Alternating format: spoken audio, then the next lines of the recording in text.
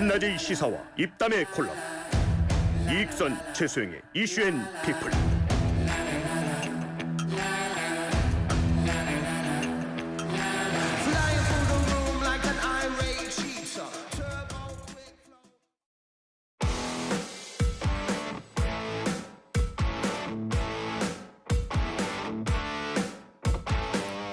쏟아지는 뉴스 속에서 핵심만 뽑아 간단 명료하게 쏙쏙 정리해봅니다. 이슈가 먼데이, 두 분의 전문가 이야기 나눕니다.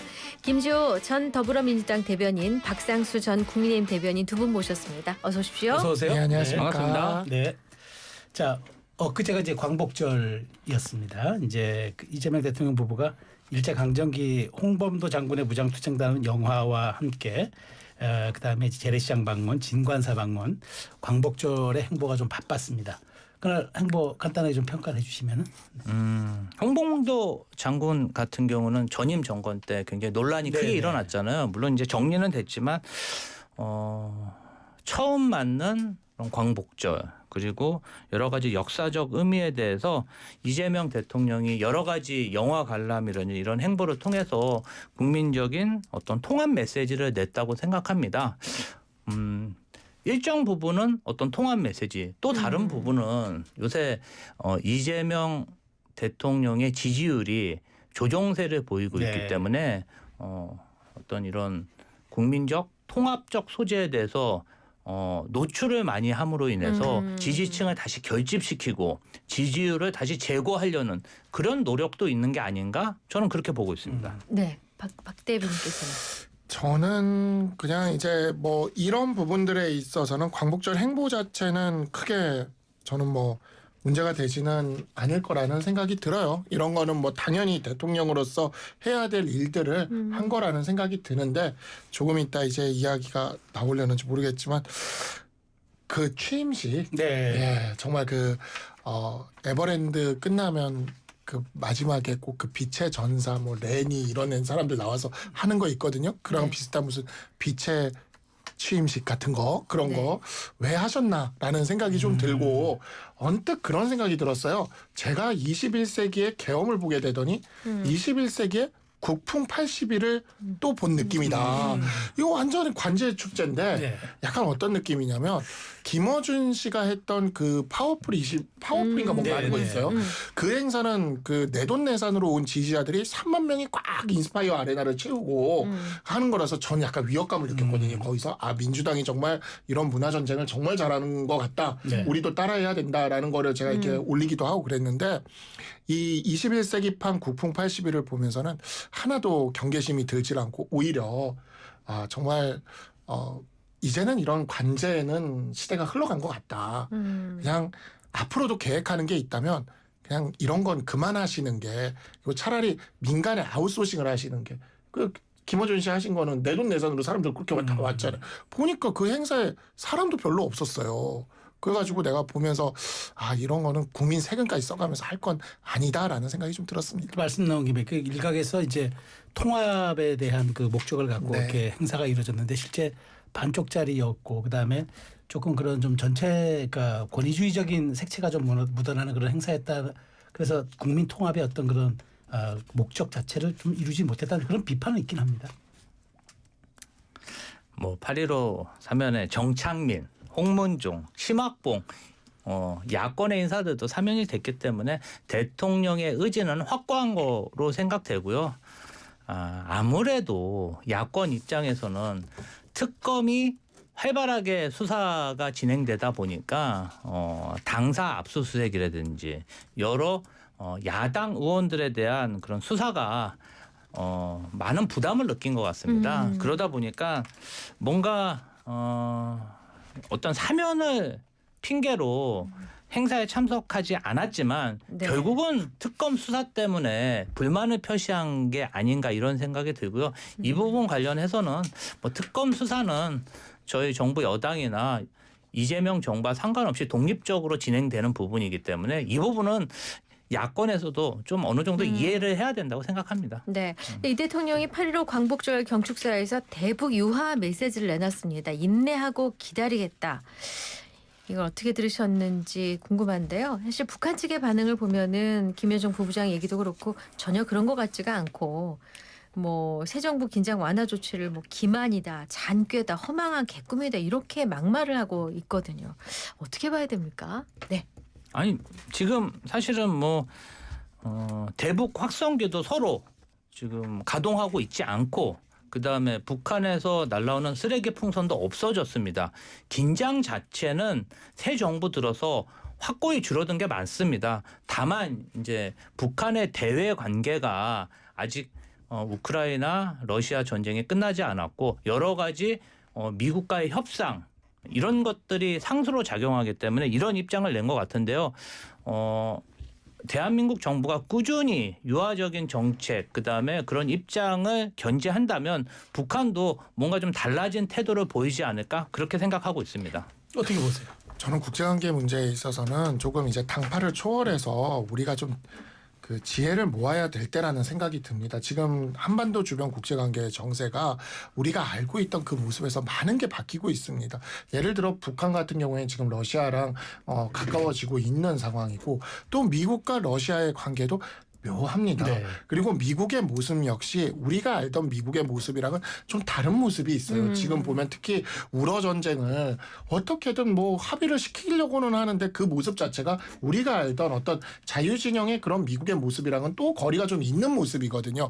그러니까 굉장히 지금 여러 가지로 복잡하게 변화를 하는데 여기에 대놓고 무조건적인 어떤 친미 또는 반미 또 무조건적인 북한에 대한 어떤 이런 거를 할 때가 아닌 것 같다. 왜냐하면 북한 같은 경우도 지금 보면 벌써 이야기라는 게 저는 민주당 쪽에 소위 말하는 그 민족 자주 진영 이 진영이 굉장히 지금 정신적으로 많이 혼란기에 빠졌을 거라고 봅니다. 왜냐하면 김정은, 김여정이 한반도 2국가라고 얘기하고 있잖아요. 우린 더 이상 통일을 안 할 거라고 얘기를 하고 있지 않습니까?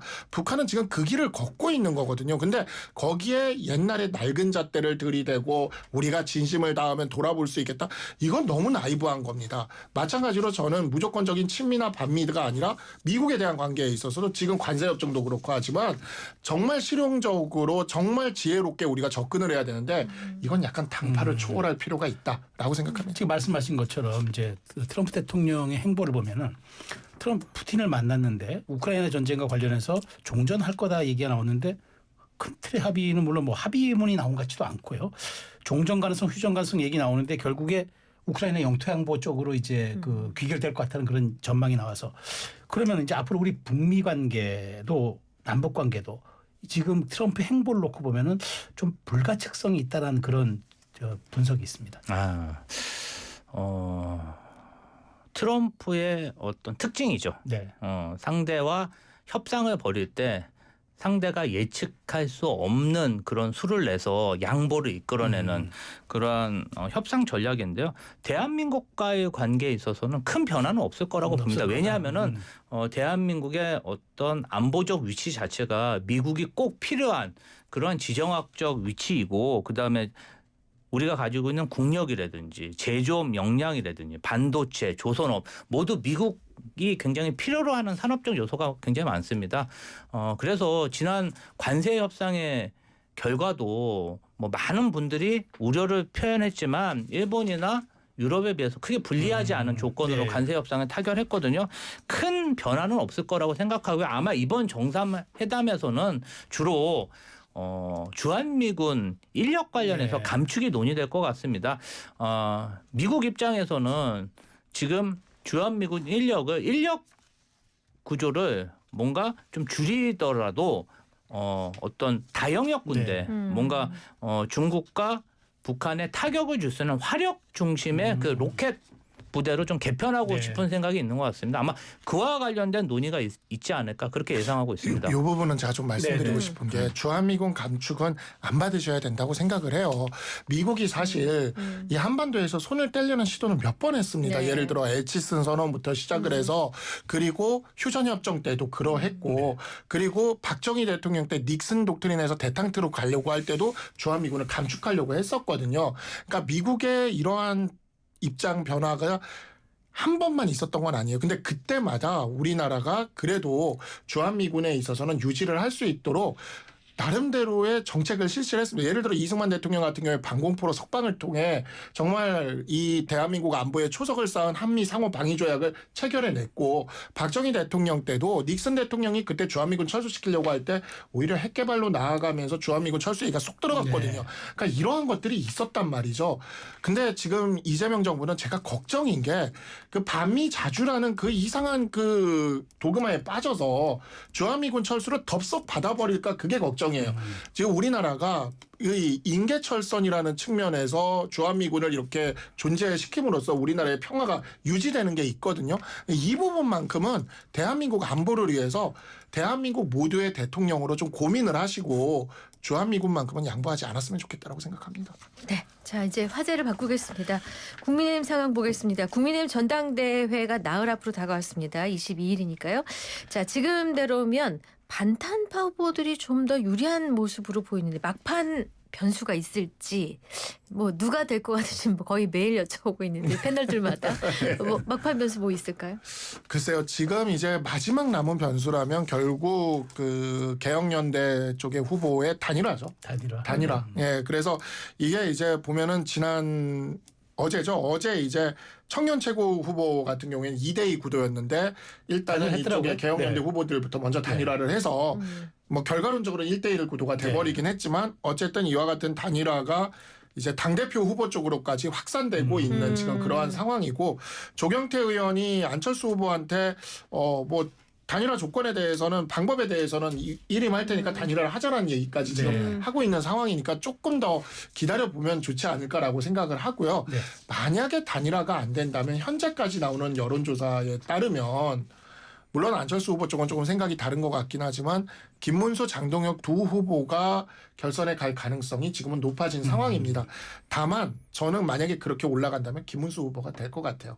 이유는 저는 이렇게 얘기를 했거든요. 김문수, 장동혁 후보가 두 후보가 올라가면 소위 말하는 개혁연대를 지지하는 당원들이 기권을 하면 장동혁 후보가 될 거고 개혁연대를 지지하는 당원들이 그래도 김문수 후보다 하고 김문수 후보를 찍으면 김문수 후보를 그때 후보 교체를 지켰던 것처럼 김문수 후보가 될 것이다. 저는 이렇게 논평을 해왔는데 지난주에 연설회 때 장동혁 후보가 그 개혁파 당원들이 있는 곳에 삿대질을 하면서 부끄러운 줄 알아야 된다는 그 연설인데 그 자리에 있었던 분들 예를 들어 뭐 유재하 위원장 대전 충청 연설이라서 이런 분들이 얘기하는데 그때 그 개혁파 당원들이 많이 울었대요. 그 장동혁 의원의 그런 게 거의 학대처럼 느껴졌다 그러더라고요.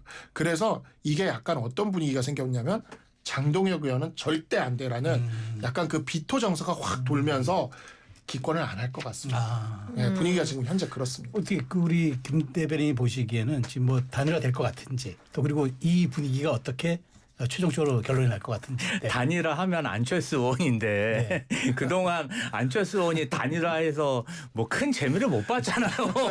본인의 정치적인 지금의 위상이 처음 단일화부터 내가 꼬여서 이렇게 됐다. 약간 단일화 악몽을 뭐 단일화라 그러면은 제가 볼 때는 금기어인 것 같아요. 그래서 안철수 의원이 뭔가 단일화에 응해야 되는데 그것조차도 불투명하기 때문에 저는 좋은 결과를 내기가 좀 어렵다고 생각하고요. 그것도 뭐 김문수 후보 1등 후보와 안철수 조경태 후보의 어떤 지지율 합이 어느 정도 뭔가 비등비등해야 단일화를 해도 시너지 효과가 나는데 지금 2등은 어찌 됐든 그 장동혁 의원 쪽으로 가고 있는 거 아니겠습니까? 이런 부분 봤을 때 물론 이제 처진 조경태 후보로서는 단일화 이슈를 내므로 인해서 뭔가 이 후보들의 어떤 주목을 받으려고 이런 전략을 펴는 것 같은데 전당 기간 내에 어떠한 영향을 줄 정도의 큰 방향은 못 일으키고 있는 것 같습니다. 네. 근데 안철수 후보는 왜 싫다는 거죠?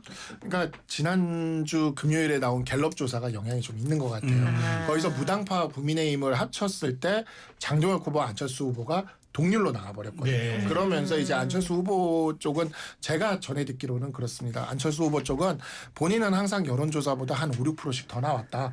내가 2등이 된다. 단일화 안 해도 내가 2등이 된다. 지금 이제 그러한 아주 강한 자신감을 드러내고 있다고 하는데 글쎄요, 안철수 후보 지금까지 단일화 잔혹사 저희도 다 알고 있죠. 전 국민이 다 알고 있습니다. 그럼에도 이번만큼은 만약에 끝까지 버티고 내가 2등이 된다고 했는데 3, 4등으로 개혁파 후보들이 떨어지게 되는 결과가 나온다면 안철수 후보가 그 책임이 굉장히 좀 무겁게 실릴 수가 있을 것 같다라고 생각합니다. 근데 이제 어제 이제 2차 토론회를 내가 보니까 근데 이제 그 특검 수사가 이제 좀 외생 변수가 된 느낌입니다. 그래서 이제 이걸 두고 이제 찬탄파 반탄파 후보들이 좀 입장이 미묘하게 갈리는데 이건 어떤 영향이 좀 있을 것 같아요? 사실 특검이 지금 너무 가혹하게 수사하는 건 맞습니다. 그거에 대해서 우리 당에서 그걸 부정할 사람들은 없어요. 어찌 보면 지금 우리 당이 그동안 많이 좀 내부적으로 노선 투쟁도 많았고 그런 게 있었는데 특검의 이와 같은 강압적인 수사가 이어지면서 약간 오랜만에 단일 대우가 형성되는 것은 있습니다. 다만 특검 수사에 있어서 그냥 무조건적으로 뭐 반대하고 하는 거는 그건 나중에 좀 후유증이 클 수가 있어요. 그런 측면에서 여기 개혁파 쪽에서는 의혹을 해명하는 수준에서 당과 잘 협의가 돼서 수사가 이뤄지기를 바라는 거죠. 그 부분에 있어서 강경한 대응 쪽으로 잘못 가져가면은요, 이게 형사적으로 뭐 공무집행 방해라던가 이런 것들이 우리 당직자나 보좌관들한테 또 씌워질 수가 있습니다. 예전에 패스트트랙 때처럼. 네네네. 그래서 그런 부분에 있어서 좀 차이가 있다고 볼 수 있을 것 같습니다. 네. 자, 국민의힘 전당대회 여전히 전한길 강사가 이슈예요. 김문수 후보 면전에서 장동혁 후보 지지를 선언했습니다. 이게 얼마나 영향을 미칠지 궁금한데요.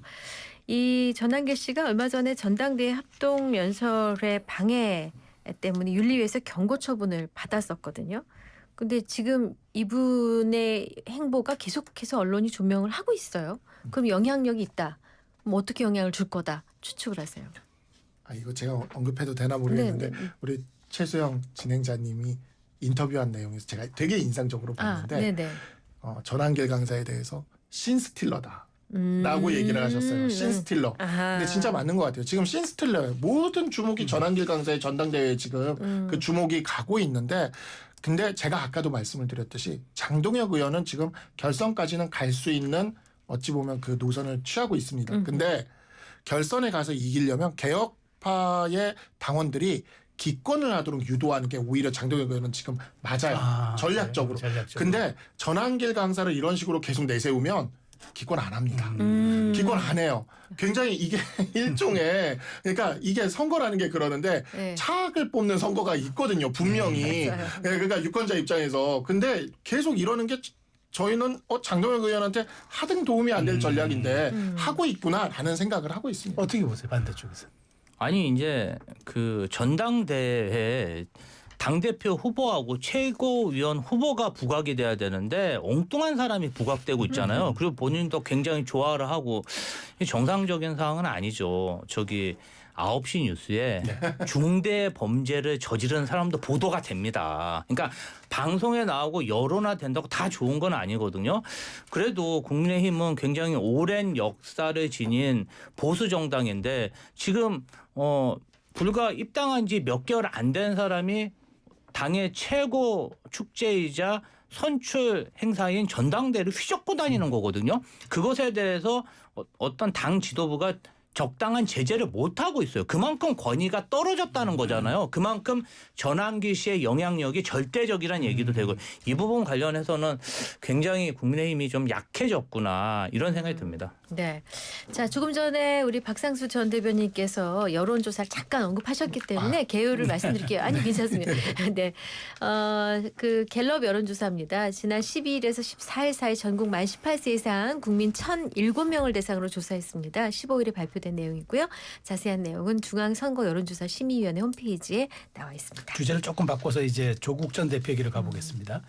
석방대 조 전 대표가 이제 이르면 오늘 내일 그냥 복당을 빠르게 신청할 걸로 알려졌는데 석방 후 좀 빠른 시간 내에 이제 중앙 정치에 복귀 시동을 거는 모습입니다. 조 전 대표가 벌써 이제 주말 이틀 동안 SNS 정치를 했습니다. 뭐 당일 이제 된장찌개 사진을 올리고 그 다음에 이제 뭐 거기 뭐 된장찌개 사진 올린 사진 벌써 온라인에 다 어디라고 얘기 나오더라고요. 그리고 또 이제 그 8개월간의 본인이 읽었던 책들을 이른바 폐문 독서물을 올려서 주로 김대중 전 대통령에 대한 그 얘기가 나오고 또 바로 이제 그 묘역도 참배하겠다고 했는데 도대체 조 전 대표가 나오자마자 왜 김대중 전 대통령에게 이렇게 꽂힌 모습 왜 어떤 전략이 담겨 있다 보세요? 아무래도 내가 민주당의 적자다라고 하는 것을 내세우려고 한 것이고 뭐 된장찌개는 뭐 의도가 있냐 없냐는 모르겠지만 뭐 그냥 가족과의 식사라고 얘기는 했지만 약간 서민적인 느낌을 좀 더 이렇게 보여주려고 했던 게 아닌가 싶은데 안타깝게도 네티즌 수사대가 이곳이 어딘지를 그러니까 다 찾아냈더라고요. 찾아냈어요. 제가 그래서 이렇게 보니까 여기 그 광고 문구인데 너무 재밌어요.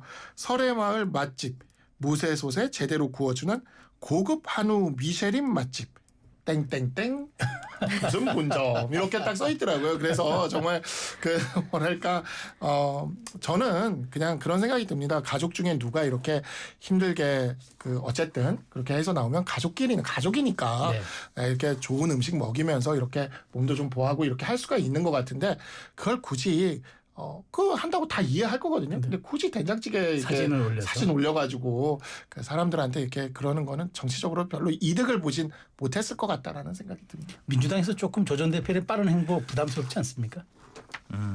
이제 뭐 본인 개인 SNS 활동하는 부분 그리고 가족들과 보내는 시간들 이런 것에 대해서 뭐 저희가 공식적으로 뭐 논평하고 그런 것은 좀 그런 것 같습니다. 다만 사면이라는 게 법 체계를 뛰어넘는 대통령의 고유 권한 아니겠습니까?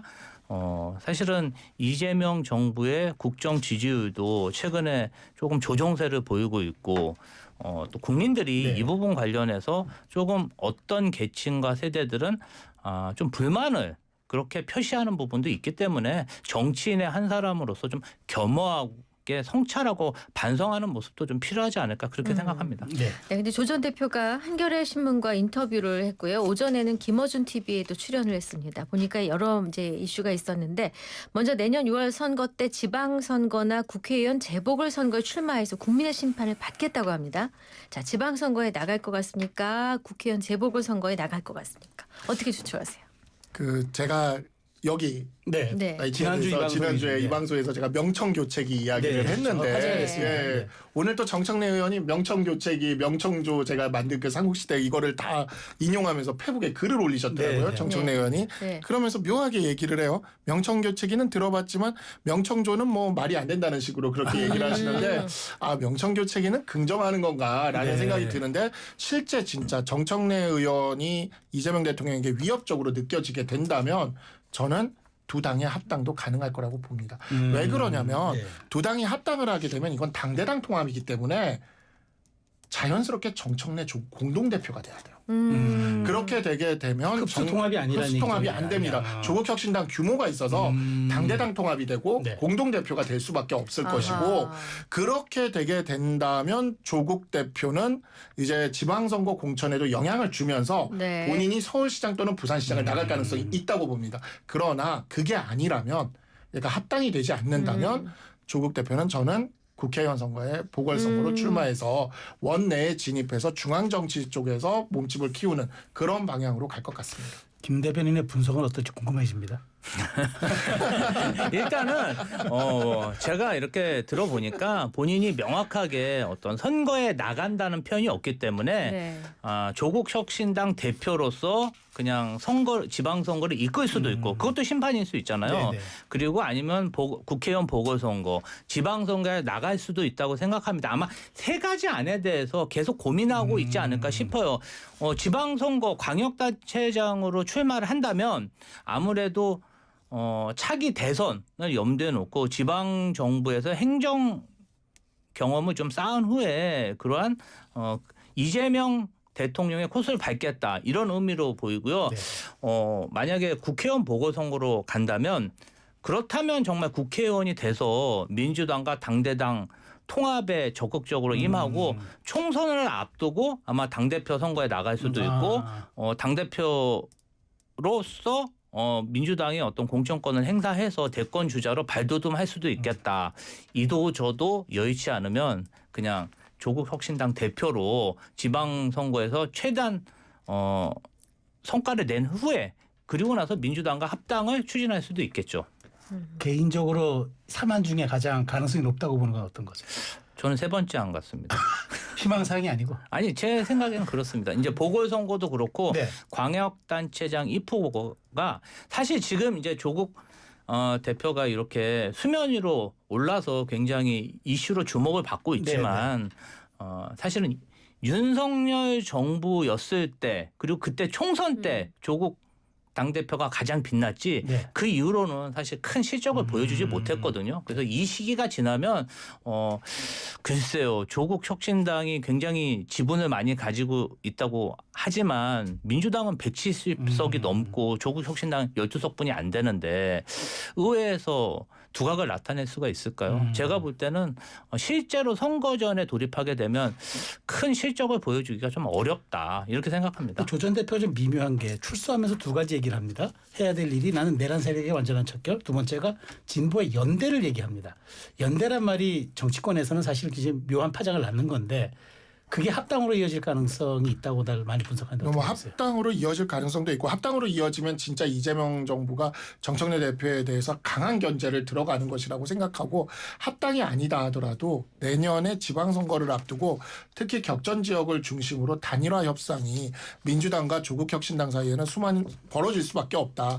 과거 민주당과 정의당이 해왔던 것을 생각을 하면 그와 같은 단일화 협상은 저는 뭐 필수적으로 일어날 것이고 그 과정에 정청래 대표의 어떤 그 운신의 폭이 좁아지는 효과는 분명히 있을 겁니다. 왜냐하면 조국 대표와의 사이에서 그 단일화와 관련된 끊임없는 이런 이야기가 있을 거기 때문에. 그리고 조국 대표는 만약에 합당을 하지 않는다면 호남에서 유의미한 어떤 성과를 내려고 노력을 할 겁니다. 근데 호남은 항상 새로운 그러니까 국민의힘은 아니지만 민주당으로부터 정권 교체를 하고 싶다라는 욕망이 있어요. 호남은. 그걸 파고들었던 게 과거에 보면 민주노동당도 호남에서는 일부 지자체라던가 아니면은 그 국회의원에서 효과를 냈었고 민주노동당이나 통합진보당도 국민의당은 안철수의 국민의당은 호남을 완전히 여당 자기 당으로 바꿔버리기까지 했죠. 37석까지 했었죠. 예. 그래서 조국혁신당은 그 사이 어딘가에서 호남에서 성과를 내려고 할 것이고 그것이 상당히 그 민주당에게 압박이 될 수가 있을 건데 근데 왜 저는 이제 그게 항상 궁금했던 거거든요. 윤석열 대통령도 첫 번째 광복절 사면 때는 정치인을 안 풀어줬어요. 그리고 지금까지 그랬어요. 첫 번째 광복절 사면은 이 사면은 어지간하면은 그렇게 안 갔거든요. 근데 왜 이렇게 했을까라고 생각을 해보면 정청래 대표에 대한 견제밖에는 없다. 이것은 부정일관으로 저는 영청으로. 그렇게 봅니다. 네, 근데 이제 조 전 대표가 활발히 활동 중이고 그런데 실제로 사면 여론이 대통령 지지율에 영향을 미친 게 아닌가 이런 이제 해석들이 많습니다. 이재명 대통령이 직무 수행을 잘하고 있다가 59, 잘못하고 있다 30%, 부정평가 이유를 묻자 응답자 5명 중 1명이 특별 사면을 꼽았고요. 실제로 부정평가 이유를 물었을 때 이 응답자를 대상으로 그 조국 사면에 대해 물었더니 43% 찬성, 48% 반대가 더 많았고 30대 반대율이 62%, 20대도 50%입니다. 자, 이쯤 되면은 조국 윤미향 사면 이후에 대통령 국정 지지율 취임 이후 최저치를 기록했다는 게 인과관계가 선명해 보이거든요. 저는 사면뿐 아니라 이춘석 전 법사위원장의 차명 주식거래 의혹 그리고 주식 대주주 기준 50억에서 10억 낮추는 그 정책적인 그 세금 분야 이것까지 다 복합적으로 영향을 줬다고 생각하고요. 네. 사면 그 자체도 국정 지지율에 영향을 줬겠지만 사면을 대하는 각 구성원들의 태도가 더 영향을 준 게 아닌가. 이게 왜냐면요. 그 조국 전 대표를 사면하기 전에 또 여러 가지 논란이 있었고 또 사면 중간에 또 여러 가지 논란이 있었는데 나 사면 후에 조국 전 대표의 어떤 활동 사항들 이런 것들이 복합적으로 이재명 정부 국정 지지율에 영향을 줬다고 생각합니다. 사면은 대통령의 고유 권한이긴 하지만 어떻게 보면은 사법 체계를 뛰어넘는 그러한 권한이기 때문에 일반인들 특히 젊은 세대들은 일종의 특권이라고 생각될 수도 있거든요. 근데 이 이슈가 너무 길게 영향을 준 게 아닌가 싶고요. 이미 어떤 사면 국면은 끝났기 때문에 이재명 정부의 특유의 민생 드라이브 개혁 입법으로 이 어려움을 좀 돌파해야 되지 않을까 싶습니다. 저는 그렇게 안 보는 게 네. 조국 대표가 정치적 존재감을 계속 보일 거라서 근데 저는 사실 그랬어요. 이번에 계엄이 터지면서 아 우리 국민의힘 큰일 났다. 왜냐하면 이 계엄 세대, 계엄을 겪은 젊은 층 세대가 20대에 한번 겪은 경험은 평생을 지배하거든요. 이 세대가 우리 보수에게 굉장히 안 좋은 영향을 끼치게 될 가능성이 있다. 큰일 났다라고 생각을 했는데 그 비슷한 우리에게 굉장히 큰 어찌 보면은 자산이 된 게 이 조국 세대예요. 이 조국 세대가 왜 그러냐면 이 세대가 그때 학교 밖에서 하는 각종 행동들도 다 수시평가나 그 대입의 맞아요. 그 자료가 네, 네. 됐거든요. 예. 그래서 당시에 이철희 의원이 했던 어느 정도 지위가 있으면 열려있는 기회를 누릴 수 있는 아이들은 그걸로 쉽게 대학을 갔어요. 그나마 없는데 돈이 있는 아이들은 사교육기관에 돈을 써가면서 부정하게 또 그렇게 해서 갔어요. 근데 돈도 없고 어느 정도 기회가 열려있지도 않은 평범한 아이들은 그냥 10대 후반에 이 세상의 부조리함을 느끼면서 원하는 학교를 가지 못해서 이게 우리나라에서 원하는 학교를 가지 못한 그거는요 평생 갑니다. 그게 평생 머릿속에 지배하고 있거든요. 근데 그나마 조국 대표를 이제 실형을 보내면서 이게 어느 정도 민주당에서도 분리가 될 수 있었던 건데 이번에 사면을 시키고 조국 대표가 돌아다니면 돌아다닐수록 여기서 이탈한 이 세대가 바로 그 세대예요. 조국 세대 때 바로 그 교육 정책으로 대학을 원하는 곳을 못 간 사람들입니다. 이거 평생의 한입니다. 그래서 조국 대표를 이번에 풀어준 거는 굉장히 민주당에게 마이너스일 거고 우리에게는 오히려 반사적으로 도움이 되죠. 알겠습니다. 자, 조사 내용이 있었기 때문에 리얼미터가 에너지경제신문 의뢰로 지난 10일에서 14일 전국 18세 이상 유권자 2,003명을 대상으로 전화 면접했고요. 역시 중앙선거 여론조사 심의위원회 홈페이지에 나와 있는 사항이라는 점 말씀을 드리겠습니다. 국회 상황 잠깐 가보겠습니다. 이번 주 목요일 국회 본회의에서 이제 쟁점 법안들이 상정됩니다.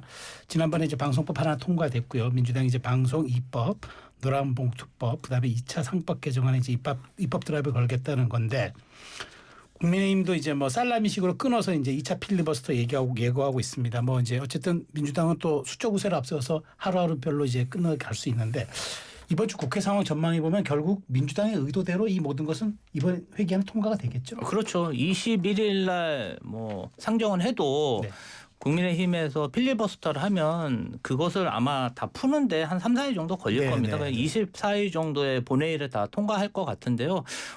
이 법안들이 사실은 이번에 처음 상정된 게 아니라 과거에 한번 국회를 통과했다가 행정부로 넘어갔는데 윤석열 대통령이 거부권을 행사한 네, 법안들입니다. 그래서 어느 정도 법안들이 성숙됐고 이재명 정부가 국민의 선택을 받았기 때문에 저는 이 법안들이 빨리 통과돼서 이재명 정부에서 공표했으면 합니다. 근데 박 대변인께 여쭤볼 건 그거예요. 지금 국민의힘이 필리버스터를 한다고 하는데 사실 이게 그냥 시간만 지나면 바로 무력화되는 사실 어찌 보면 그냥 시간 벌기용 외에는 방법이 없는 건데 진짜 국민의힘은 필리버스터 외에 다른 방법을 지금 쓸 수 있는 그런 상황이 아닌가요? 그러니까 뭐 사실 의석수가 전부죠. 의석수가 전부다 보니까 국회 네. 원내에서는 그래서 필리버스터로 이렇게 저항하는 것밖에는 방법을 가지지 못하는데 여야가 조금 이제 협치 국면으로 접어들면 네. 이러한 부분들을 조금 이제 조정을 할 수가 있을 텐데 네. 지금 보면은 악수도 못하는 관계잖아요. 그렇죠. 네, 현재 네, 그러다 네. 보니까 이러한 것이 협치 국면으로 접어들기가 되게 어려운 것이고 네. 민주당 내부의 문제도 좀 있는 것 같아요. 이런 거는 좀 힘이 있는 쪽에서 오히려 이런 거는 좀 손을 내밀면서 네. 이렇게 끌고 가야 되는 게 맞는데 그 최근에 제가 어제 나온 기사인데 굉장히 인상적으로 봤어요. 한 매체에서 봤는데 정청래 의원이 조국 대표를 의식해서 자신도 팬덤이 필요하다 보니까 강성 팬덤이 필요하다 보니까 더더욱 강성으로 갈 수밖에 없다라는 분석 기사였는데 네. 저는 그게 좀 맞는 것 같습니다. 아 그래서 그게 오히려 지금 또 동력을 제공하고 있다. 예, 그렇게 돼서 계속 이렇게 대결 구도로 당분간은 더 갈 것 같다라는 생각이 듭니다. 알겠습니다. 이렇게 대결 구도 같아도 텔레그램으로는 이렇게 눈웃음 보내는 사이인데 너무 그렇게만 생각하지 마십시오. 알겠습니다. 네. 자, 특검 얘기 가겠습니다. 네, 아이고 시간이 다 됐어요. 저는 지금 이게 시간이 다 된 줄도 모르고, 아이고 아쉽습니다. 네. 자, 이슈가 먼데이 지금까지 김주호 더불어민주당 전 대변인, 박상수 국민의힘 전 대변인 두 분과 함께했습니다. 감사합니다. 잘 들었습니다. 감사합니다.